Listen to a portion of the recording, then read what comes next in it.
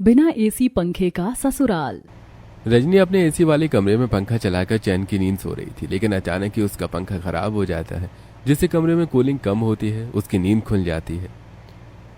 आहा मम्मी, मेरा पंखा बंद कर दिया क्या आपने? मुझे बहुत गर्मी लग रही है, पंखा चला दो ना। अरे मम्मी चला दो ना, सुन क्यों नहीं रही हो आप मेरी बात? आखिर रजनी गर्मी में उठ जाती है और उसकी माँ पिंकी कमरे में आती है। अरे क्या हुआ, क्यों सुबह सुबह चिल्ला रही है? और 9 बज ही गए हैं, उठ क्यों नहीं रही है तू? और कितना सोएगी? हाँ मुझे गर्मी लग रही है, पसीना आ रहा है। ये पंखा बंद क्यों हो गया है? बंद किया है तो चला दो। मैंने बंद नहीं किया, खराब हो गया होगा। तू नहा कर मेरे कमरे में आ जा, वहाँ पर एसी चल रहा है, ब्रेकफास्ट कर लियो। तेरे कमरे के एयर कंडीशनर को भी राहत मिल जाएगी। हाँ मम्मी, सिंगल एसी से मेरा काम नहीं चलेगा, वैसे भी आपको तो पता है मेरे से गर्मी बर्दाश्त नहीं होती। एसी पंखा दोनों एक साथ चाहिए। ज्यादा एसी पंखे का आदी मत बन तू। जो हो नहीं सकता मैं उसके बारे में बात ही क्यों करना। रजनी की माँ पिंकी एसी बंद करके चली जाती है और रजनी नहाकर अपनी माँ के कमरे में आ जाती है। ब्रेकफास्ट करके वापस सो जाती है।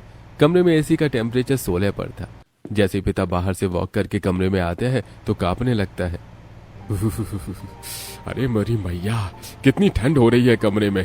अरे कमरे को ही फ्रिज बना दिया पिंकी तुमने। 16 पर क्यों टेम्परेचर सेट कर रखा है? ज्यादा ही गर्मी लग रही है तुम्हें। मुझे नहीं, तुम्हारी बेटी को ही ज्यादा गर्मी लग रही है। उसे बोलो मेरे को तो ठंड लग रही है, इसीलिए चद्दर में लिपटी पड़ी हूँ। रजनी क्या है ये सब?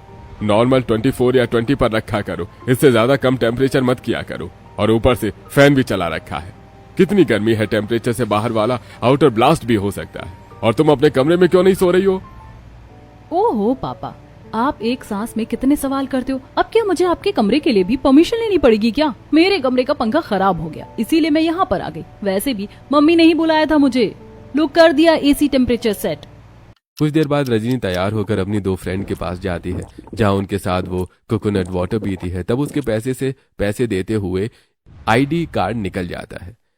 यह होता हुआ आदित्य उसे देख लेता है और कार्ड उठाकर देने जाता है, लेकिन वो आगे बढ़ जाती है। तब कार्ड पर नाम पढ़कर रजनी शेखावत जी। तब रजनी मुड़ती है और आदित्य उसे उसकी आईडी हैंड ओवर करता है। कब से आपको आवाज लगा रहा हूं, लेकिन फिर मुझे आपका नाम देखकर आपको पुकारना पड़ा। आप जब नारियल पानी पी रही थी तभी आपके पर्स से पैसे देते टाइम गिर गया था। How sweet of you, thank you so much. आपने मेरा आधार कार्ड वाला आईडी बचा लिया, वरना मुझे इसके लिए बहुत पापड़ बेलने पड़ते। हाँ जी, कोई बात नहीं, ह्यूमैनिटी के नाते इट्स माई रिस्पॉन्सिबिलिटी।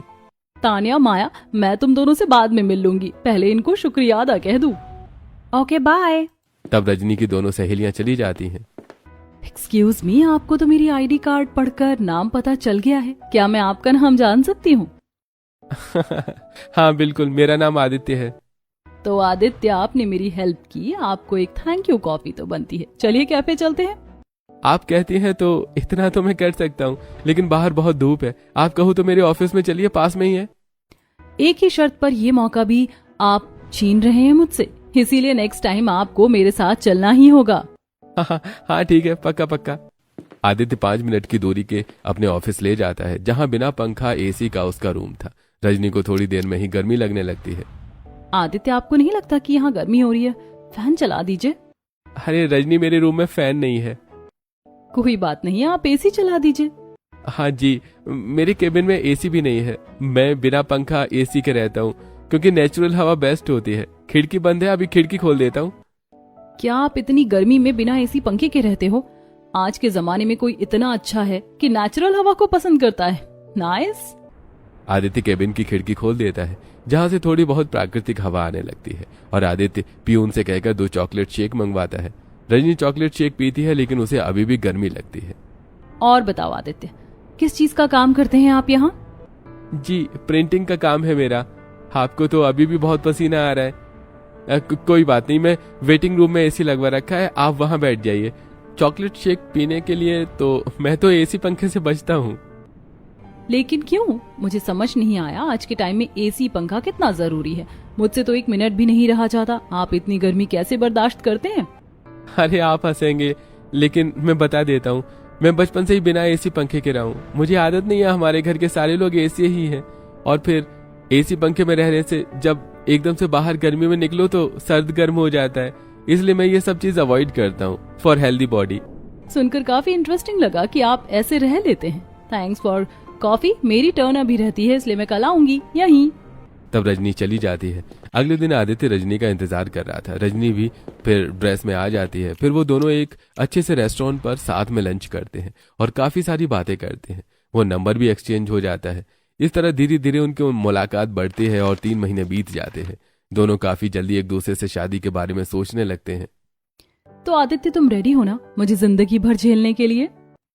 अरे, अपनी प्यारी जिद्दी जाने मन को झेलने के लिए मैं तैयार हूँ, लेकिन तुम रह लोगी ना? मेरी जैसी मेरी फैमिली भी है। क्या? कैसे तुम्हारी फैमिली, वो भी प्राकृतिक हवा वाले? उन्हें भी एसी पंखा पसंद नहीं है क्या? शादी के बाद तुम्हें ऐसे ही रहना पड़ सकता है? बस करो यार, और कितना फेंकोगे तुम? आजकल मई जून वाली गर्मी के मौसम में कोई नहीं है जो गर्मी से तड़पता रहे, बिना एसी पंखे के रहे, और वो भी 2026 में। ऐसा हो ही नहीं सकता। तो बताओ, रहोगी मेरे साथ? हाँ, मैं तुम्हारे साथ रहने के लिए तैयार हूँ। बस मुझे थोड़ी मेहनत करनी है अपने घर वालों को मनाने के लिए, क्योंकि मेरे दादा दादी मम्मी पापा वो अरेंज मैरिज वाले लोगों को मानना पड़ेगा। हाँ, मना लो फिर। मेरे मम्मी पापा से भी मिल लेना। जैसे ही आदित्य घर पर अपने लव मैरिज और रजनी के बारे में बात करता है तो घर वाले शॉक हो जाते हैं। क्या बोला नालायक? तू प्रेम विवाह करना चाहता है? प्रेम विवाह? शर्म को नहीं आई तुझे ये बोलते हुए हमसे?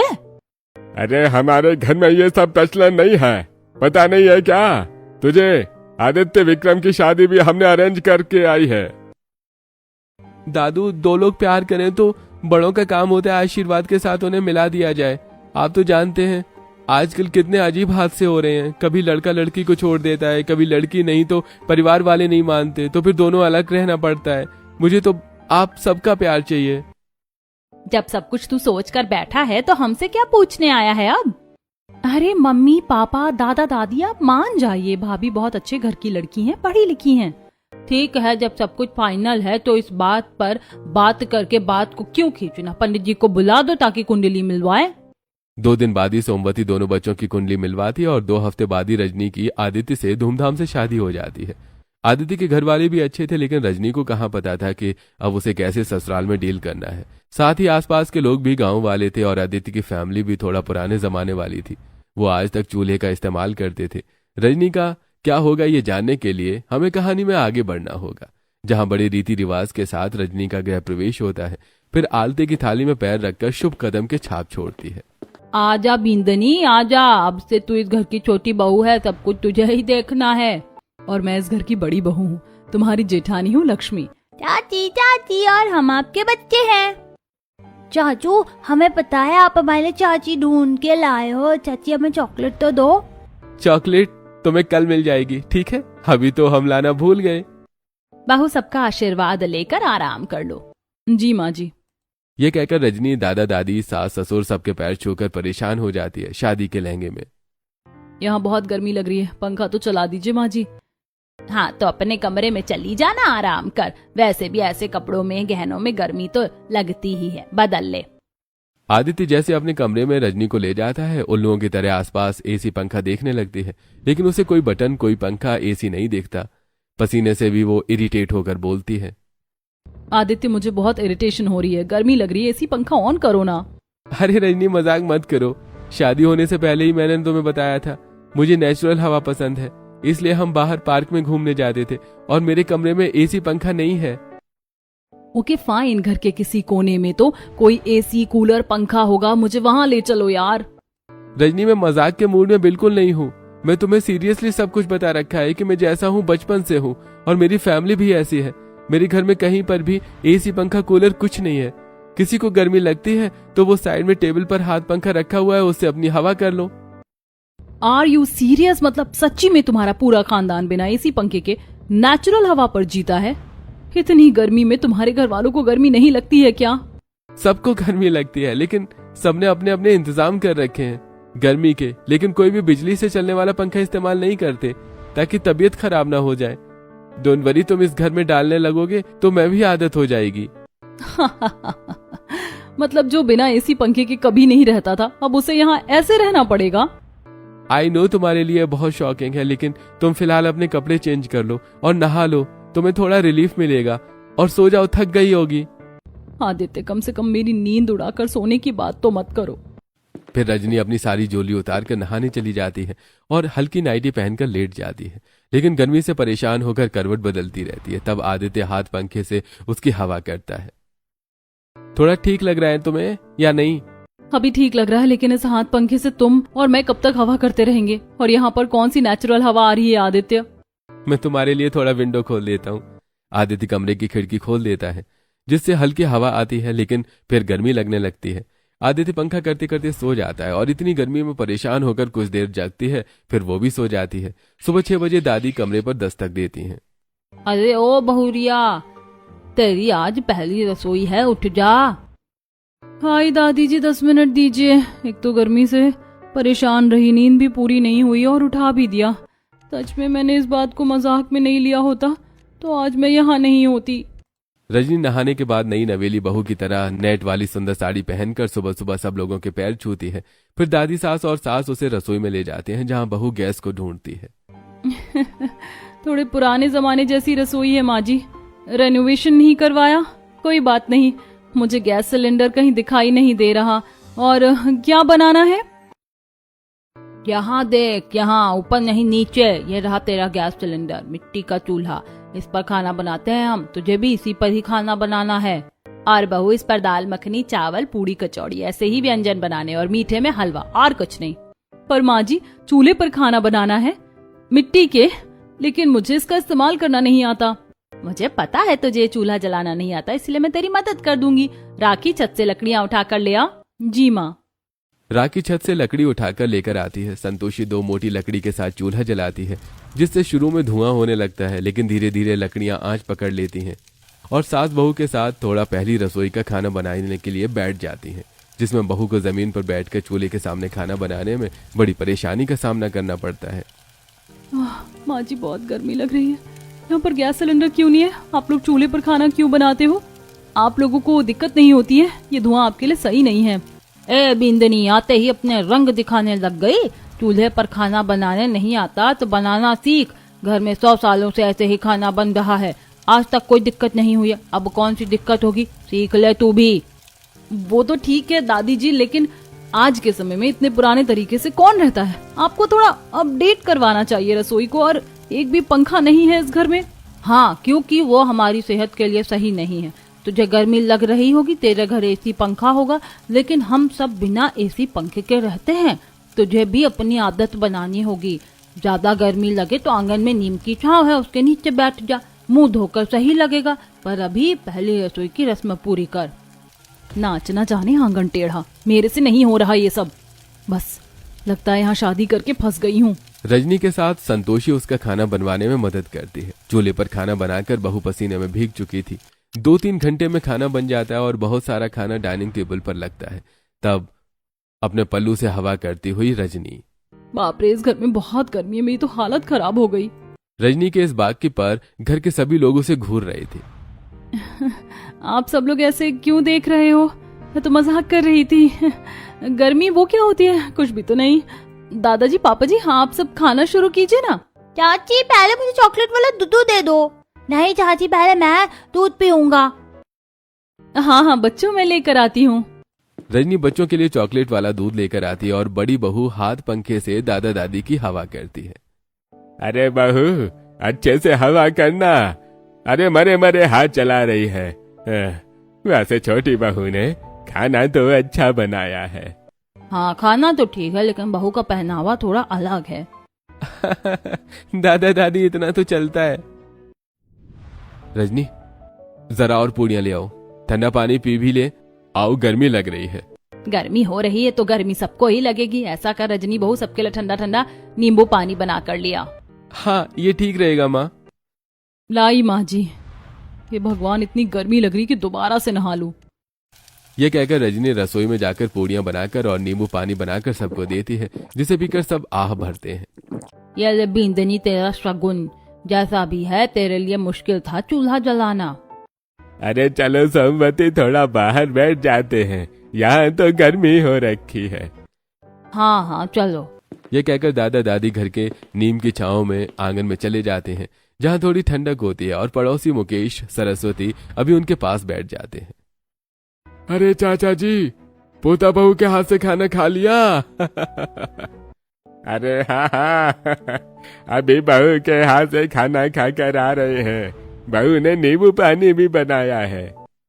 सही है चाचा जी, और घर में सब बढ़िया चाची जी? बहुओं को गर्मी नहीं लग रही है? लग भी रही है तो हमने बहू को बोला है यहाँ आ जाएगी हमारे साथ। अब तो इस घर की बहू है, जैसे हम सब रहते हैं वैसे उसे रहना पड़ेगा। बिल्कुल सही कहा चाची आपने, थोड़ी परेशानी होती है हमें गर्मी से, लेकिन एसी कूलर लगाने से तो बढ़िया है कि हम स्वस्थ रहते हैं। वही तो, लेकिन आजकल के बच्चे समझते कहाँ हैं, इनको तो बस गर्मी मिटाने के लिए एसी कूलर चाहिए। मेरी पोता बहू को बहुत याद आता है इसकी, लेकिन धीरे धीरे बन जाएगी, बेचारी का आज पहला दिन ही तो है। हाँ चाची, थोड़ा वक्त तो लगेगा बहुरिया को। वहीं रजनी खाना खाकर अंदर हाथ पंखे से हवा कर रही होती है। हद हो गई है, साथ पंखे से तो मुझे कोई आराम नहीं मिल रहा, क्या करूं मैं। अरे हाँ, मेरे पर्स में भी मिनी फैन भी है, उसको चलाती हूँ। रजनी अपने कमरे में मिनी फैन को चलाती है, जिससे उसके थोड़े बहुत बाल उड़ने लगते हैं। उसे रिलैक्स फील होता है। वाह, ऐसे तो अच्छा लग रहा है, लेकिन ससुराल में पहला दिन कितना डिफिकल्ट है। मैं हमेशा कैसे रहूंगी? सर्दियों में तो इनको एसी पंखे की याद भी नहीं आती होगी, और गर्मी में ऐसे। कुछ देर बाद दोपहर में वो सब खाना खाते हैं और सास ससुर हाथ पंखा चलाकर टीवी देखते हैं। तब सास का हाथ थक जाता है तो छोटे बच्चों से दोनों अपनी हवा करवाते हैं। और तेज करूं बड़ी दादी हवा, और तेज करूं? दीदी तुमसे ज्यादा तेज हवा तो मैं बड़े दादू की कर रहा हूँ। ये देखो दादू, ये देखो, आहा बड़ी दादी, बड़े दादू मैं थक गया। अरे जल्दी, इतनी जल्दी? चलो मैं तुम्हारी हवा कर देता हूँ। बड़ी दादी कार्टून लगा दो डोरेमोन का। ठीक है ठीक है। तब बच्चे कार्टून देखने लगते हैं। सोमवती राय बहादुर बच्चों की हवा करते हैं। तब उनका हाथ भी थक जाता है। तब रजनी, दादाजी दादी जी, आपको नहीं लगता कि ऐसे घर के सब लोग हाथ पंखा चलाकर थक जाते हैं? हाथ भी थक जाते हैं, कुछ नहीं तो कम से कम पंखा ही घर में लगवा दीजिए, जिससे किसी को पसीना ना आए। बहू, तो फिर वही बात कर रही है। अब क्या तेरी गर्मी के लिए घर के परंपरा नियम छोड़ दे? अरे बहू, इस घर में मेरे पिता के समय से कोई पंखा नहीं लगे, न एसी, जब तो होते भी नहीं थे, पर कूलर भी नहीं लगा है। जो इस घर में कभी नहीं हुआ वो आज भी नहीं होगा। बेटा, अगर कुछ चीज बहुत पुराने समय से चल रही है तो उसकी कोई वजह होती है। वैसे उसे ही चलने दिया करो, खुद को भी इस चीज में ढको, तुम्हारे लिए अच्छा होगा। जी दादाजी। बेचारी रजनी सुनकर वापस गर्मी वाले कमरे में आ जाती है। दोनों भाई ऑफिस चले जाते हैं। शाम को 7 बजे ही बड़ी बहू के साथ मिट्टी के चूल्हे पर खाना बनाने लगती है। हो दीदी, इस चूल्हे के आगे तो बहुत गर्मी लगती है, आप कैसे झेलती हो ये सब? आपको गर्मी नहीं लगती? और वो छोड़ो, सोते कैसे हो? मुझे तो रात भर ठीक से नींद भी नहीं आई। मुझे तो नींद आ जाती है इस घर में। 7-8 साल जो हो गए हैं। छत पर जाती हूँ रात में सोने से पहले, छत को धो देती हूँ, मतलब ठंडे पानी से ठंडी पड़ जाती है, और फिर सूखने के बाद वहाँ सो जाते हैं। मच्छर लगते हैं तो मच्छरदानी लगा लेते हैं। छत पर हवा तो चलती ही है। तुम्हें अगर ऊपर सोना है तो तुम भी आ जाओ, कभी कभार हम सब लोग छत पर ही सोते हैं। वाह दीदी, आपने तो बहुत अच्छे से घर में एडजस्ट कर लिया है। इनको भी क्या ही भड़काऊं जब इनको आदत है। सारा खाना बन जाने के बाद रात को सब खाना खाते हैं। दादा दादी बाहर आंगन में सोते हैं। सास ससुर खिड़की खोलकर कमरे में, जेठ जेठानी अपने बच्चों के साथ छत पर जाते हैं। छत धोने के बाद बिस्तर बिछाकर लेट जाते हैं। अरे वाह, यहाँ तो मजा आ रहा है, बल्ले बल्ले। मम्मी, यहाँ तो ठंडी हवा चल रही है। हाँ बेटा, लेट हो जाओगे, स्कूल भी जाना है ना, इतने दिनों से स्कूल की छुट्टी हो रखी है। अरे वाह, अपने कमरे से तो अच्छी हवा चल रही है यहाँ पर, लेकिन सो नहीं सकती। एक तो न्यू बहू हूँ और जेठ जी भी, ऐसे थोड़े अच्छा लगता है। रजनी वापस अपने कमरे में जाती है, जहाँ आदित्य पहले से ही सो जाता है। उसे थोड़ा पसीना आता है। बाप रे, माँ जी ने इसको बचपन से कैसे आदत डलवा रखी है, पसीने में भी भीग कर सो रहा है चैन की नींद लेकर। और एक मैं हूँ 24 घंटे गर्मी में बिना एक पंखे के सरवाइव कर रही हूँ। पीएम की ओर से मुझे अवार्ड देना चाहिए। रजनी नहाकर मिनी फैन के सहारे सो जाती है। थकावट से वो भी गर्मी में सो जाती है और सीधा सुबह उठती है और अपनी जेठानी के साथ घर की साफ सफाई करवाकर खाना बनाने की तैयारी करती है और वो बच्चों को स्कूल भेजती है। अरे बहू, सत्तू का शरबत बना दे और तू भी पीना, गर्मी से राहत मिलेगी तुझको। माफ कीजिएगा माँ जी, मुझे सत्तू का शरबत बनाना नहीं आता, आप बता दीजिए, मैं बना कर ले आती हूँ। अरे तुम बच्चों को बस प्रेम विवाह करना था, घर के काम भी संभालने आने चाहिए। संतोषी, अपनी बहू को ट्रेन करो थोड़ा। जी चल बहू रसोड़े में। यह कहकर संतोषी रजनी को रसोई में ले जाती है, जहां सत्तू के पाउडर में भुना जीरा पाउडर, धनिया, प्याज, काला नमक इत्यादि डलवाकर घड़ी का ठंडा पानी बिलोनी से चलवाती है। ले बहू चख ले, ये बनाना आसान है और तुझे अब से ऐसे ही बनाना है, वो भी रोज, गर्मियों के लिए बढ़िया रहता है। हाँ जी माँ जी। रजनी सबको घर में सत्तू का शरबत परोसती है, जिसे सब पीते हैं। राखी भी अपने कॉलेज चली जाती है। सब अपने आराम में व्यस्त थे, तब रजनी हाथ पंखे से परेशान हो जाती है। इस घटिया पंखे से हवा भी नहीं लग रही, जरा पड़ोस के घर होकर आती हूँ, उनके यहाँ तो पंखा, एसी, कूलर कुछ होगा। यह कहकर रजनी सर पे पल्ला रखकर घर से बाहर जाती है, पड़ोस के घर में बैठती है। अरे बहू, आज तुम कैसे आ गई हो? तुम्हारे सास ससुर कहाँ है और मन तो लग रहा है? हाँ आंटी जी, मन तो लग रहा है, सब सो गए हैं, नंद भी घर पर नहीं है, बच्चे स्कूल गए हैं, वो भी नहीं है, तो मैंने सोचा आपसे बातें करने आ जाऊं। बिल्कुल सही सोचा तूने, मैं तेरे लिए चाय बना कर लाती हूँ। अरे नहीं नहीं, इतनी गर्मी में चाय नहीं, वैसे भी मैं अभी सत्तू का शरबत पी कर आई हूँ। आंटी जी आपके घर पर कुछ है नहीं? मेरे घर तेरे घर क्या, यहाँ आसपास के पूरे मोहल्ले में कहीं भी ऐसी पंखा कूलर नहीं है। क्यों, आप सबको गर्मी नहीं लगती? अरे तेरे ददिया सास ससुर के समय से हम गांव वाले ऐसे ही रहते हैं। हमारा भी यही मानना है कि बिजली के उपकरणों को लाकर तबीयत खराब होती है और फिर खर्चा भी आता है, इसलिए प्राकृतिक हवा ही सही रहती है। बाप रे, मेरे ससुराल वाले तो महान हैं ही, गांव वाले भी कम महान नहीं हैं। किसी के भी घर में कैसे जाऊं, कोई पंखा कूलर ही नहीं चलाता है, एसी तो दूर की बात है। आंटी जी मैं चलती हूँ, चूल्हे पर दूध रखा था, फिर आती हूँ। ऐसा कहकर रजनी निकल जाती है। 2 घंटे बाद बच्चे भी स्कूल से आ जाते हैं।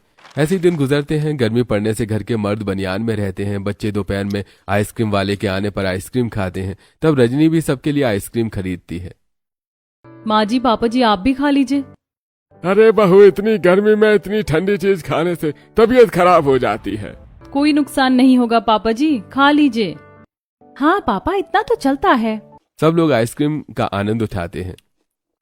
जैसे जैसे गर्मी बढ़ रही थी, रजनी की बिना पंख, एसी के बिना रहने के लिए बाहर ग्रोसरी से जाकर ठंडा ठंडा फल, तरबूज, खरबूज, चीकू, अंगूर, आम इत्यादि लेकर आती है।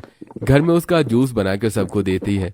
कभी ठंडा रहेगा शरबत तो कभी रूह अफ़ज़ा पिलाती है और खुद दिन में 2-3 बार नहा लेती है। जब गर्मी बर्दाश्त नहीं होती तो अपने पति से झगड़ लेती है। मुझे जरा सा भी अंदाजा होता ना कि तुम नहीं, तुम्हारी पूरी फैमिली, पूरे गांव वाले ऐसे हैं, मैं कभी शादी के लिए हाँ नहीं करती। हाँ, तुम्हें तुम्हारा हाथ पकड़कर तुमसे जबरदस्ती शादी थोड़ी की है। तुम ही मेरे पास आई थी, मैंने तुम्हें अपना सब कुछ सच बताया। अब तुम्हें ही मेरी बात को मजाक में लेना था तो मैं इसमें क्या करूं? मुझे प्यार हो गया था, इसीलिए मैंने तुमसे शादी की थी, लेकिन मुझे ये नहीं पता था कि तुम सब लोग मुझे अपनी तरह बनाओगे। थोड़ा तो तुम्हें मेरे बारे में सोचना चाहिए ना, कि जो इंसान कभी ऐसे रहा नहीं है उसे ऐसे नहीं रखना चाहिए। अरे यार माफ करो, वैसे ही गर्मी की वजह से दिमाग खराब है। हाँ तो जाओ, फ्रिज में बैठ जाओ। ये कहकर दोनों कमरे में निकल जाते हैं। आदित्य भाई सोडा पीने चला जाता है और रजनी रसोई में काम करने चली जाती है, जहाँ दोनों बच्चे फ्रिज खोलकर ठंडी ठंडी हवा ले रहे थे। अरे गोलू, फ्रिज खोलकर मजा आ रहा है ना ठंडी ठंडी हवा खाकर? हाँ, ऐसे बहुत मजा आ रहा है दीदी। आइडिया, मैं मॉल चली जाती हूँ, वहाँ तो एसी ऑन रहता है, थोड़ा आराम मिलेगा। राखी, तुम मेरे साथ शॉपिंग करने चल रही हो? अभी जाना है भाभी, बाहर कितनी तेज धूप हो रही है, शाम को चलते हैं। अरे नहीं, अभी चलते हैं, शाम को खाना भी तो बनाना है। ठीक है भाभी, मैं अभी माँ को बता कर आती हूँ।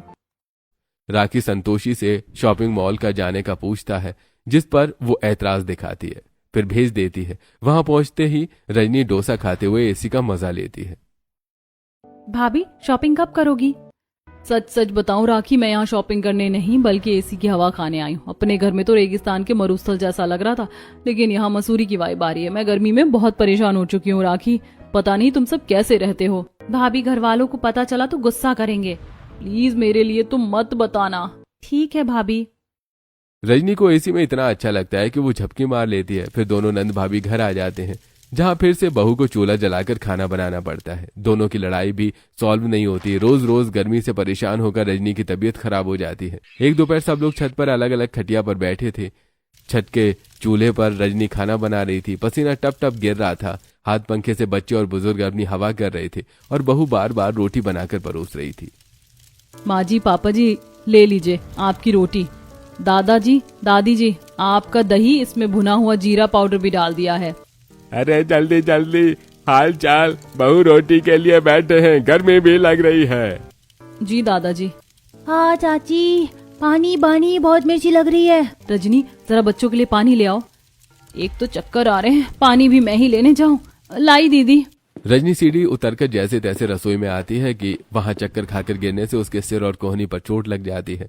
आवाज आने पर सभी लोग नीचे आते हैं। खून निकलने पर आदित्य डॉक्टर को बुलाता है, उसकी मरहम पट्टी करता है। देखिए, आपको थोड़ा रेस्ट की जरूरत है। बीपी लो की वजह से आपको चक्कर आ गई। थोड़ा ठंडा खाइए पीजिए, वरना गर्मी में बहुत तबीयत खराब हो जाती है। डॉक्टर आप चिंता मत कीजिए, हम इनका ख्याल रखेंगे। सर पर हाथ में चोट लग गई बिंदनी, अब तो तू घर का काम नहीं कर सकती, तू आराम कर। दादी माँ, आप दोनों को बुरा न लगे तो रजनी को कुछ दिनों के आराम के लिए उसके मायके भेज दीजिए। वैसे भी वो पग फेरे की रस्म पर भी नहीं गई। हाँ बेटा, भेज दे। तभी आदित्य शाम को अपनी पत्नी को टैक्सी से उसके मायके जाता है, जहां अपनी बेटी को ऐसी हालत में देखकर पिंकी परेशान हो जाती है। ये तुमने अपनी क्या हालत बना ली है दामाद जी, मेरी बेटी को पहली बार मायके लेकर आए हो और ऐसी लाए हो, कहीं आपने कुछ? अरे नहीं नहीं माँ, ऐसी कोई बात नहीं है। नमस्ते माँ जी, खाना बना रही थी तो चक्कर खाकर गिर गई और चोट लग गई। इससे अच्छे से आराम मिल जाए इसलिए आपके पास लेकर आया हूँ। ठीक है बेटा। थोड़ा चाय नाश्ता करके आदित्य चला जाता है और रजनी अपने एक वाले कमरे में चैन की राहत लेती है। आहा, अब जाकर मुझे चैन आया है पंखे में। माँ एक सच बताऊं, आपको मेरे ससुराल में एसी पंखा बिल्कुल भी नहीं है। ये लोग प्राकृतिक हवा में जीते हैं। मुझे लगा सिर्फ आदित्य ऐसे ही होगा, मजाक कर रहा है। मैंने इस बात को मजाक में ले लिया। शादी की बात पता चला ससुराल वाले तो ससुराल वाले, गांव वाले भी गजब हैं। उनके घर में भी एसी पंखा नहीं, इसीलिए मेरी हालत ऐसी हो गई है। क्या तेरी ये हालत इनकी वजह से हुई है? इतने गरीब हैं क्या जो एसी पंखा नहीं लगा पा रहे हैं? रुक जा, मैं ही बात करती हूँ। रहने दो माँ, कोई परंपरा है उनकी, एक ना एक दिन तो मैं ठीक से समझा दूंगी। फिलहाल छोड़ो ये सब, मैं आपके पास शांति से रहना चाहती हूँ। क्या मेरी बच्ची, मैं तुझे कोई काम नहीं करने दूंगी, तेरा जो मन है वो बना कर दूंगी। तब पिंकी अपनी बेटी को अच्छे अच्छे ठंडी चीज बनाकर खिलाता है, उसका ख्याल रखती है। हफ्ता भर बीतता है, वहीं ससुराल में जेठानी घर संभाल रही होती है। 2 दिन बाद आदित्य उससे लेने आता है। रजनी भी ठीक हो जाती है। घर पर खाना खिलाते समय सबको प्यार से समझाती है। दादा दादी, मैं कोई जिद नहीं कर रही, मैं सिर्फ सबके भले के लिए कह रही हूँ कि गर्मी से परेशान होकर किसी की भी तबीयत खराब हो सकती है। थोड़ा तो पंखा कूलर एसी लगवा लीजिए, चाहे ज्यादा मत चलाइएगा लेकिन थोड़ा बहुत। अब तो हीट वेव्स भी आने वाली हैं। टीवी में रेड अलर्ट भी जारी किया है। 9 तपा सही नहीं होता किसी के लिए। अरे एक बहू तेरी इस घर में नहीं चलेगी, पहले ही बोल दिया गया है, तू कुछ मत बदल अब। रजनी चुप हो जाती है। अगले दिन भीषण गर्मी 45 डिग्री सेल्सियस प्लस में दादी रसोई के काम करते करते अचानक चक्कर खाकर गिर जाती हैं। पूरा घर हिल जाता है। माँ जी आपको क्या हुआ? कोई डॉक्टर को जल्दी बुलाओ।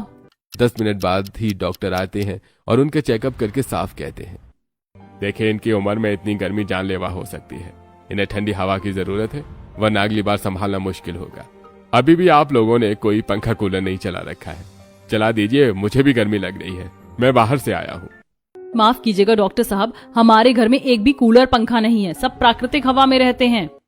ये क्या नॉनसेंस है? प्राकृतिक हवा 24 टाइम ठंडी हवा नहीं चलती। आपको थोड़ा बहुत घर में इन चीजों का लाभ देना चाहिए। देख लीजिए इनकी हालत कैसी हो रखी है, आप सबकी भी हो सकती है।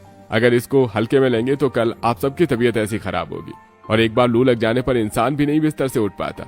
आपको तो और ठंडी चीजें खाने पीने चाहिए, ठंडी हवा में रहना चाहिए। दादाजी, क्या अभी आपके लिए दादी जी से ज्यादा नियम परंपरा आपको प्यारा है? ये सोचकर राय बहादुर टूट कर बैठ जाता है। उसकी आवाज में कपकपी होती है।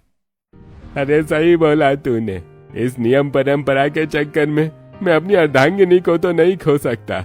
मैंने पूरी जिंदगी अपने नियमों को जिया, लेकिन अगर इन्हीं नियमों की वजह से तुम्हारी दादी को कुछ हो गया तो ये नियम किस काम के हैं? मैं तुम्हारी दादी को कुछ नहीं होने दूंगा। अब से इस घर में एसी पंखे कूलर सब लगेंगे। माफ करना बहू, हमारे नियम की वजह से तुम्हारी भी तबीयत खराब हुई और तुमने शुरू से बहुत झेला। दादाजी माफी मांगकर शर्मिंदा मत कीजिए, मैं आपकी बेटी जैसी हूँ। डॉक्टर चला जाता है। अगले दिन ही घर में अपने कमरे में पंखा एसी कूलर लग जाता है। ठंडी ठंडी हवा लेते हैं, बच्चे खुशी से नाचने लगते हैं। हवा वगैरह ठीक है, लेकिन मशीन की हवा इतनी भी नहीं लेनी कि प्राकृतिक हवा को भूल जाओ। हाँ हाँ दादी, हमें मंजूर है।